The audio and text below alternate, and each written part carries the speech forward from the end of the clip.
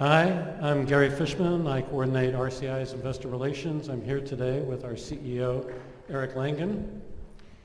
You may hear or see forward-looking statements that involve risks and uncertainties. Actual results may differ materially from those currently anticipated. We disclaim any obligation to update information disclosed in this presentation. I also direct you to the explanation of non-GAAP financial measures that we use and are included in our presentation.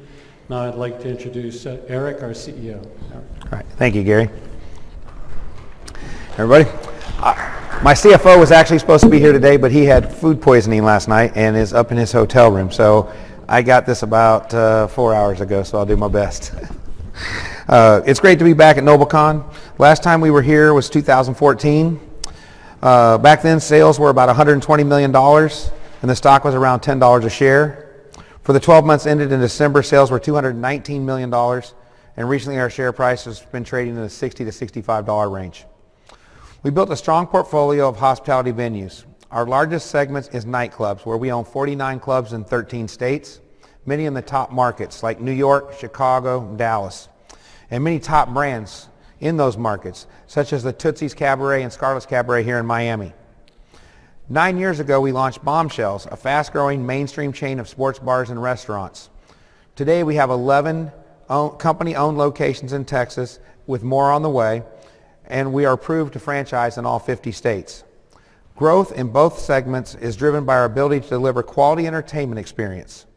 4 decades of experience in hospitality, property development, finance, and focus on generating free cash flow. We believe we put together a great business. High gross margins, fast cash conversion cycles, low maintenance CapEx enable us to generate strong free cash flow. There are high barriers to entry. Adult use licenses are grandfathered in most places. The licenses are physically tied to the real estate, and municipalities are very hesitant to issue or do not issue new ones. That's why we buy existing clubs with proven track records in most places and have very limited competition in those markets.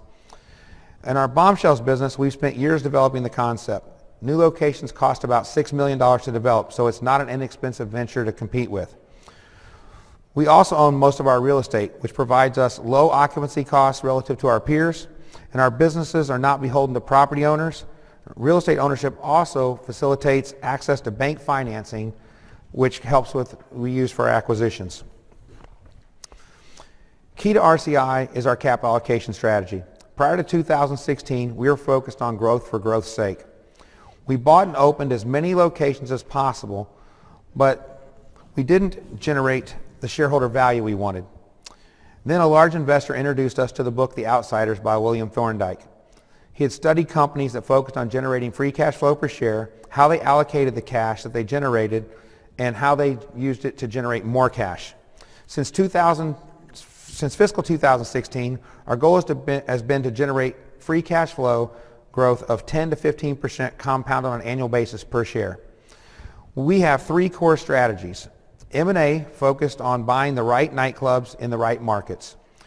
We like to buy good, solid cash flowing clubs at a 3 to 5 time adjusted EBITDA using seller financing and debt, and we acquire the real estate at market value.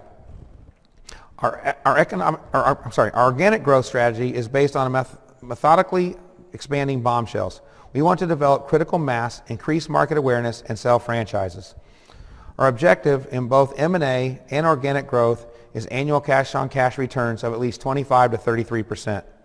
Our share buyback strategy, which is our third leg, is based on acquiring shares when our free cash flow yield is more than 10%. As announced last week, we've repurchased more than 55,000 shares in the second quarter and third quarter to date for approximately $3.4 million at an average price of $62.02 a share. To implement our capital allocation strategy, we had to undergo a major corporate transformation. In addition to changing our approach to club acquisitions and restaurant development to improve cash-on-cash returns, we initiated ongoing efforts at investing in the right people, systems, and processes. Improving the analysis of our performance, disposing of underperforming assets and reinvesting that capital, and instead of selling equity, focusing on using debt to finance acquisitions. We believe all of this makes RCI a highly scalable and very disciplined capital allocator dedicated to growing both the quantity and quality of our free cash flow. Since we implemented our capital allocation strategy, our business and acquisitions have performed in line or exceeded expectations. Free cash flow has grown 16% on a compounded annual basis. Free cash flow conversion rate has expanded 750 basis points. Average fourth quarter revenue per location increased 9% on a compounded annual basis. And we reduced shares outstanding by 2.4% on a compound annual basis, we eliminated all existing convertible debentures. Given our revenue and cash flow run rate exiting last year, we are excited about the potential for this year and beyond. Nightclub sales last year increased 55%. Operating margin was 32% GAAP and 41% on a non-GAAP basis. Income from operations reached $44 million and a record $56 million in non-GAAP. I'd like to point out that it wasn't until the second half of last year, and in some cases even as late as the fourth quarter, that all of our clubs were open fully under their normal full operating hours without any restrictions due to COVID. I'd also like to note that growth over the years has come from improving our club portfolio by disposing of the underperformers, acquiring better performing locations, and focusing on cash returns. We expect to achieve significant growth by acquiring more clubs. We estimate there are about 2,200 legal clubs in the United States. Approximately 500 meet our qualifications for acquisition. It's a highly fragmented industry, and we are one of the largest players, but our market share is still minimal. Many club owners are of the age where they want to sell. We believe we are the strategic acquirer of choice. We believe we're the best capitalized entity in the industry. We're able to give sellers more cash up front than competitors, and we're also the only publicly traded company in the industry and have access to normal commercial bank financing. In the first quarter of this fiscal year, we acquired 12 clubs, expanding our number of locations by more than 30%.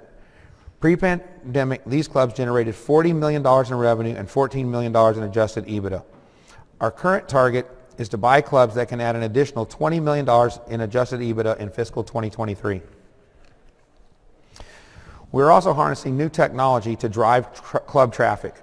In early March, we began the rollout of Bitcoin acceptance at our clubs, starting right here in South Florida at our flagship Tootsie's and Scarlett's clubs. Acceptance has been really good, particularly in light of all the crypto-related investment conferences that have taken place in Miami. Earlier this month, we announced a guest benefits NFT program called Tip and Strip. We expect it to go to mint and sale out sometime later this quarter. This will be the ultimate party pass with an annual party at Tootsie's, access to other private parties, VIP experiences, and a wide range of other benefits. We are also developing Admire Me, a social media platform similar to OnlyFans. It enables entertainers at our clubs to post content and receive payment from their admirers so they can build their internet business as well as their club business. We are currently in full beta testing with a soft launch plan later this quarter. We are excited about Bombshells. Bombshells is a next generation sports bar restaurant. It continues the best of the traditional sports bars and casual dining. We have 4 day parts: our lunch crowd, our happy hour, our dinner, and our late night, which all help drive high average volume per unit and industry-leading margins. Bombshells are immediately recognizable with our military theme and red, white, and blue branding. The target size is 10 to 12,000 square feet, including an outdoor patio. We feature a fun, friendly environment. We attract men, women, singles, couples, and families of all ages and backgrounds, including millennials, and veterans get a 20% discount on all meals. Bombshells generated record results in fiscal 21, capping off an excellent 5-year track record. Revenues hit $56.6 million and have grown at a compounded annual rate of 32% since 2017. Units grew from 5 at the end of 2017 to 10 at the end of 2021. And operating margin before corporate overhead was 23.4% and has expanded more than 700 basis points. Income from operations totaled $13.3 million with a compounded annual growth rate of more than 44%. Our near-term target is 20 company locations and a growing number of franchisees over the next 3 years. In early December, we opened our 11th location near Six Flags and AT&T Stadium in the Dallas area.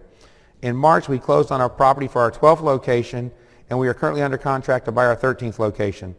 We are actively looking for 7 other sites in Dallas, Austin, Phoenix, and South Florida markets.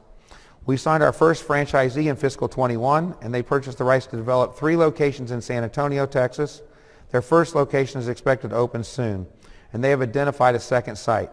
We are actively talking with other potential franchisees in other markets in Texas and in other states.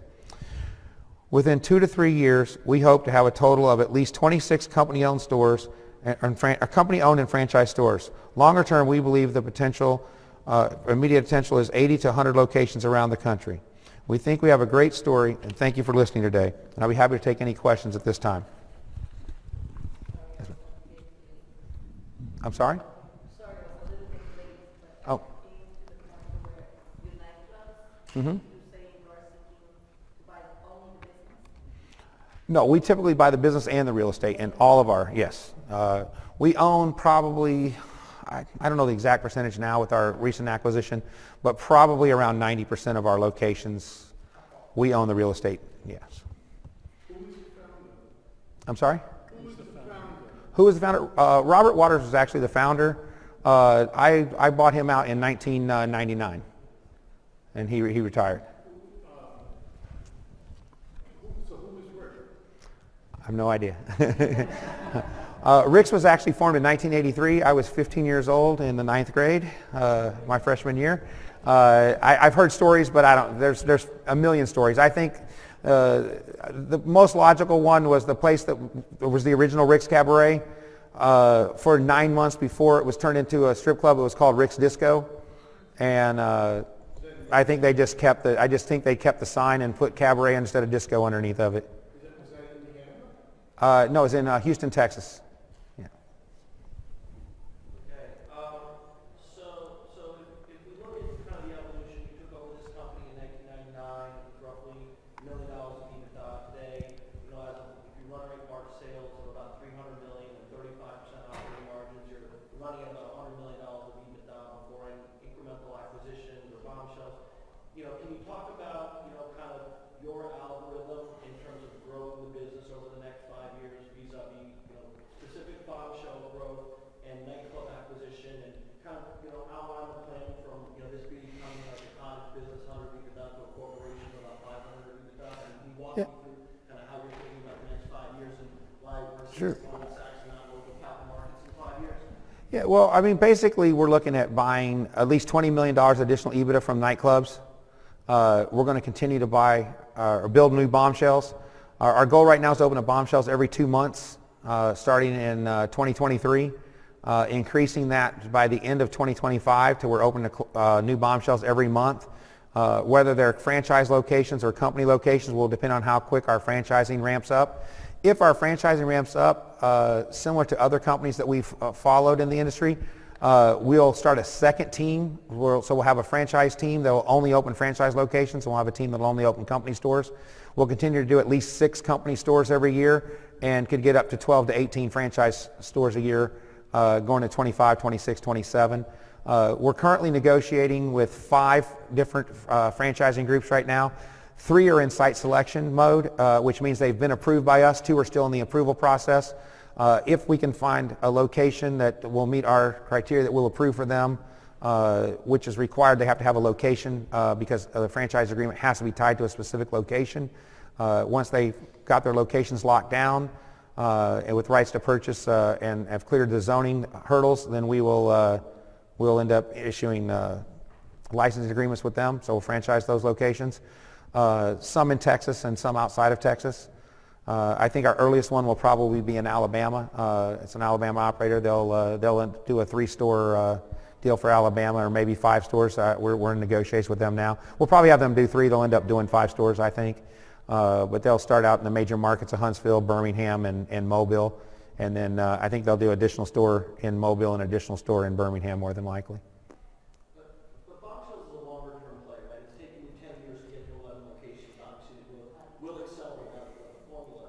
But, you know, bombshells is really a diversification plan from the nightclubs. It's a higher multiple business. There's kind of value creation opportunity in terms of, you know, separating bombshells down the road. But can you, you know, you said, I think on a couple of conference calls that, you know, you'd like to grow kind of compound that out over 3 years, that alone doubles the business. Can you talk about kind of the opportunity set of more Lowry's and kind of the other groups that can kind of get you, 15 and 20 million EBITDA, kind of how you can kind of guarantee, I mean, actually, strategy that's working is Right. is gold. And so it might be helpful to explain to people, your ability to take the 100 and the 200 and 300 just on the adult. Yeah, well, if you look at the adult side, so there's not a lot of large companies. The ones that are out there are not extremely well funded right now, especially coming out of COVID. They've got partners that are sending their kids to private school. They have capital needs outside where RCI, we earn $1, we keep $1. Our shareholders get increased stock price value. So we're able to take those dollars and reinvest them as rapidly as possible. Currently, I don't have the exact number, but I'm going to guess we ended the quarter in the 35 to 40 million cash range. We had 18 million at the end of the last fiscal quarter. Obviously, we bought three plus million in stock. We bought a property for $7 million cash. I mean, we are printing cash right now. It's probably, this last quarter was one of the best quarters. March was the best month we've ever had. We're running the numbers into April. Current run rate 280 plus million. Maybe closer to 300 million, as Adam predicts 300 million. I'm a little more conservative, or tend to be a little more conservative, but his numbers have been, I've been beating his numbers, so it's hard to say. Our management team is doing unbelievable right now, and so I don't know, but yes, definitely we'll just continue to buy. There's multiple club operators out there, and we'll continue to just keep trying to buy them out. Oh, I'm sorry. Who knows? It's not legal in most of our states right now. We have talked with different groups that are willing to give us, kiosks and stuff like that going into the future, into our sports bars or even into our nightclubs. At some point, it's going to head that way, I think. But we're 3 years, I think. It's in Texas. I mean, that's our largest market. We could be as many as 5 years away from sports betting in Texas. Who knows? There's a big coalitions that fight gambling every year in Texas, so we'll just have to see if Oklahoma and Louisiana definitely do not want any type of gambling in Texas right now. But I think over time we would head in that direction. I'm not anti-gambling, that's for sure. Can you talk about bombshells? And I think a lot of people, some of them on Twitter, is an ask. How do you think about bombshells in a rising, inflation environment? Obviously on the adult entertainment, you've raised prices and volumes are still super robust. Can you talk about kind of people's desire to go to bombshells and Sure. manage cost inflation and just inflation in general? Well, when you compare us to casual dining, you forget that we're an experience restaurant. So we're not, while we're getting thrown in with Brinker and Darden and those things, those are places you go to eat. You're not going to get entertained there. Our bombshells, our restaurants are an entertainment complex. You come to be entertained, whether it's by the girls, whether it's by the sports on the television, and sports have been, really taken off again. I guess we all kind of got locked down for COVID, and so everybody's out in the experience again. They're going to the games, but the difference is, you can sit at home and watch. They say, well, you can sit at home and watch. Yes, but you've missed the atmosphere of it. The other thing is bombshells, our late night crowd is a 25 to 35-year-old crowd. And that 25 to 35-year-old crowd is not into things. They don't have to have they're not as concerned about the Gucci shirts and the high-end clothing and the shoes. Well, maybe the tennis shoes, but basically they want experiences, and that's the thing that we create for them. We're the meet and greet place. I call it the meet and greet place. So what happens is a group of guys are going out.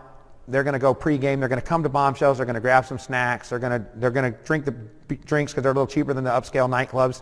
And then the girls do the same thing, and we cater our menu to the females, especially our drink menus. So we have the big fruity drinks, the big red margaritas and daiquiris and all types of fruity drinks that bring the girls in. And what happens are the girls come to pregame because they're going to go to the nightclub. As soon as they get to the nightclub, the guys are going to hit on them, so they want to get a couple drinks first. They got to buy their own drinks to get pregame, so they want to go to the drinks that are a little bit cheaper. So they come to Bombshells, and they may eat a little bit as well. And what happens is the girls and the guys are there. We have a DJ comes in about 9 o'clock. The music gets much louder. Our older crowd leaves. The 25 to 35-year-old crowd moves in. And what happens, they end up meeting each other at Bombshells, and they never make it to the high-end nightclub. They end up staying there all night. 5 minutes? Okay, thank you. And that's been a big portion of our revenue. And the beauty is our appetizers cost us, anywhere from 80 cents to $2.85 and sell from $7.95 to $14.95.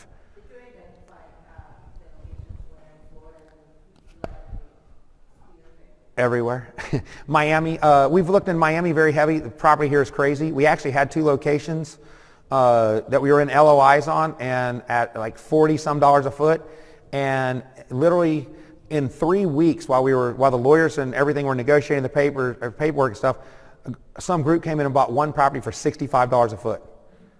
So I mean, it was just, I don't know if you're familiar with this market, but this market went from nobody looking for property to everybody paying 150% of what it was worth the day before, literally in a 3-week period. And so we kind of moved out of Miami, went back to Houston and Dallas. We did 2 locations there in Dallas. Would you get over to the route of Margaritaville style, where there are hotel, restaurant, liquor? We're building in Dallas, our property in Rowlett, Texas right now. They're building a Margaritaville hotel right next door to us. So I mean, I'm not really in the hotel business. I don't want to get into that business. I don't think. We're in the cash flow business. Obviously, if the cash flow is right, we would look at it. But our expertise is really is in the bar business, selling liquor. Our restaurants are really bars that have just really high quality, high quantity of food. Because our top locations are 65% liquor, 35% food. Our average location is probably 50-50, 50% food, 50% liquor. Like, for example, not trying to advertise Margaritaville, but they don't rent shop, for example, at the bar in the route. Yeah, I don't. I know they have bars and stuff in them, but I don't think it's just a different. It's a different concept than what we do. Liquor brand, or at least a beer or some, is it a beer here? Okay, please forgive me, I'm not. Okay. There quite yet, but I'm just, the snapshot that I had from here to there. Right. Seems that you could definitely go to that route. Well, I mean, we've talked about doing our own branding of liquor or beer. We just buy so much, but what we've done instead is we hired a national beverage director, and our national beverage director goes out and negotiates us national pricing. So we pay less for our booze than our competitors do. We pay less rent than our competitors do because we own our properties, and that's why it becomes very difficult. Even for the Bombshells to compete, because we not only have all the sales from Bombshells, but we have all the sales from our nightclubs, and so we're able to negotiate drink prices and beer prices and keg beer prices that our competitors can't get. I can ask for you and I to explore a couple of options. Sure. Yeah. Right. Another question? Yes. Yeah, real softball question. Okay. So you're interested in the Austin market. Ideally, where's the location that you're interested in? Is it up north by the main? Well, we have a location in Pflugerville, basically, Round Rock, Pflugerville area there. If we were built, that was our second location we ever built, or actually our third location. Our second location was one we closed. It was a B location. We've learned that we need to be in Class A locations. If we built that location today in Austin, to be 2 exits south or 2 exits north of where it's at. We're currently looking in Cedar Park. I had a property under contract. The guys went crazy. I mean, Austin is crazy right now. They think that $40 dirt is worth $140 out there. Housing, looked at a 2-bedroom apartment, I call it an apartment, but it was like a townhome, $970,000. It's 1,180 square feet. I'm like, it's crazy in Austin right now. We're looking in South Austin right now. We'd love to be Congress and 35 area and Cedar Park area. So we do 2 more locations in that Austin market at some point, I think. I'm sorry? Yeah, the Palazzo. Yeah, Bombshells. So, but it's in. We would like to be closer. We looked at some property at Slaughter and 35 there, but it was the property that's available is actually, I think, about 800 yards past the flow. Nobody's going to go there. They're going to turn at that and do that U-turn, and that property just past there is for sale. And so we passed on that. I'm very picky about the real estate right now because we want to build stores that can do $140,000 a week. We want to do $7 million units. And when we first started this, we were looking to do $4.5 million units, and I could build a lot of those. but the cost is the same, and the return on cash on a $7 million unit is less than 12 months. So if I can do 100% returns on Bombshells with bank financing, the last deal we just financed, we closed around March 1st, was 3.75% money. You know, and it's 7 years. They gave me 2 years construction and 5 years locked the interest rate in. So I actually got able to lock that interest rate in for 7 years. And then it has a adjustment every 5 years on a 20-year AM. So they're great loans we're getting them for the Bombshells. What was the reason why you came to Noble Capital Markets? Why are you thinking? Why are we sitting here? Let me answer that question. I told him to do it. I was saying that he owns all his real estate, and he's doing 115 of stock. Excuse me. I told him to get Noble. I told him all this stuff because it's absolutely criminally insane how cheap the security is. There's your answer. And we just like being out on the road. And we have clubs in Miami, so we're going to have a party there tonight at Tootsie's if anybody wants to come by. We'll be there from 11 to 2. So at Tootsie's Cabaret right down on 183rd and 95. So I think they're throwing me out. Yes, we'll be in VIP. So just